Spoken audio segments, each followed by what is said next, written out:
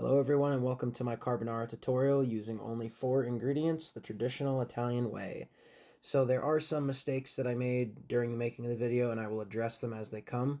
And I hope you guys enjoy. Okay, so starting out we have guanciale, Parmesan cheese, black pepper, 2 eggs, and pasta. Pasta goes to a boil first. And we're going to take our 2 eggs and crack them and separate the whites from the yolks. And here is where I screwed up.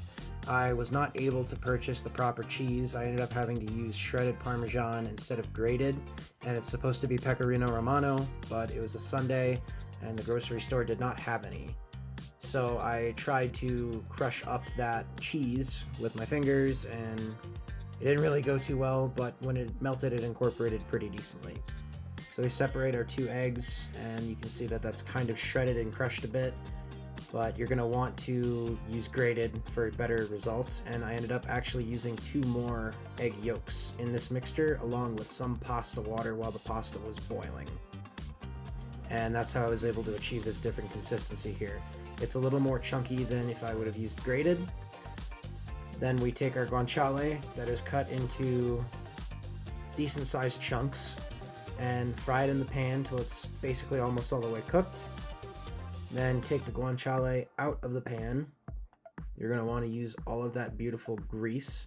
Take our black pepper into the pan with the grease.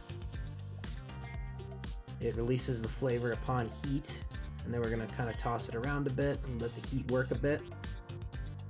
Take some more pasta water, the saving grace of this project. Strain the pasta once it's a little past al dente. I like it, personally.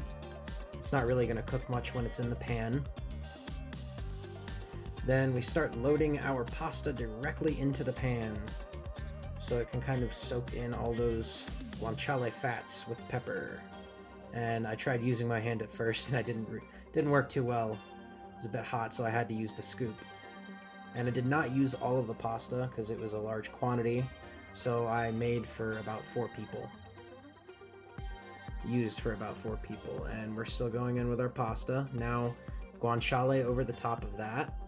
Make sure you get as much of that grease in there as possible.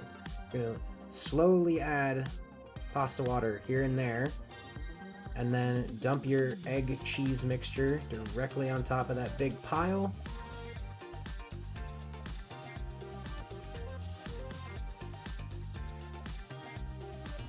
And I'm trying to get as much as I can.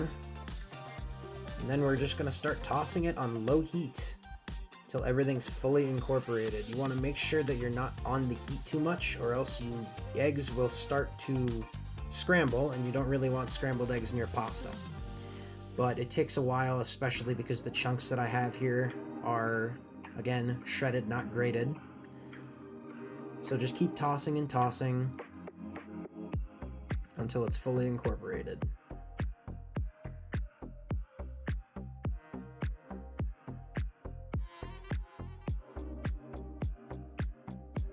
As you can kind of see, a lot of the stuff is starting to stick to the bottom. You can see the strings from the cheese, but you can also see some of the pieces of cheese that didn't melt because this was dried in big chunks. So it is not scrambled egg. We're trying to avoid it, but this is basically all you have to continue doing until you're ready to plate up.